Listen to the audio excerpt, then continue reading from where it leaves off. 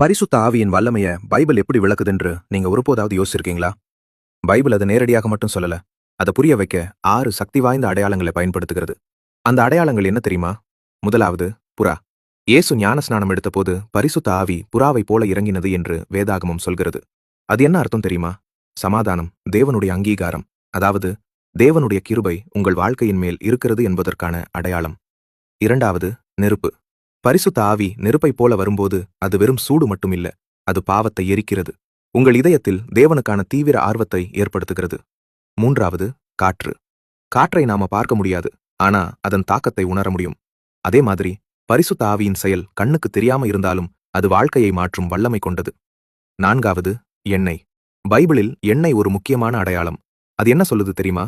தேவன் உங்களை ஒரு குறிப்பிட்ட பணிக்காக அபிஷேகம் செய்து தேர்ந்தெடுத்திருக்கிறார். ஐந்தாவது, ஜீவ தண்ணீர். இயேசு சொன்னார், நான் கொடுக்கும் தண்ணீர் உங்களுக்குள் நித்திய ஜீவனுக்காக ஊற்றெடுக்கும். அதாவது அது உங்களை சுத்தப்படுத்தும், அதே நேரத்தில் மற்றவர்களுக்கு வாழ்க்கை தரும். இறுதியாக, முத்திரை. பைபிள் சொல்கிறது, பரிசுத்த ஆவி என்பது நாம் தேவனுக்கு சொந்தமானவர்கள் என்பதற்கான முத்திரை. அது ஒரு அடையாளம் மட்டுமில்லை, அது உங்கள் ரட்சிப்பு பாதுகாப்பாக இருக்கிறது என்பதற்கான உறுதி. அதனால்தான் தேவன் தன் கண்ணுக்கு தெரியாத வல்லமையை நமக்கு புரிய வைக்க இந்த கண்ணுக்கு தெரியும் அடையாளங்களை பயன்படுத்துகிறார். ஆச்சரியமான விஷயம் என்ன தெரியுமா?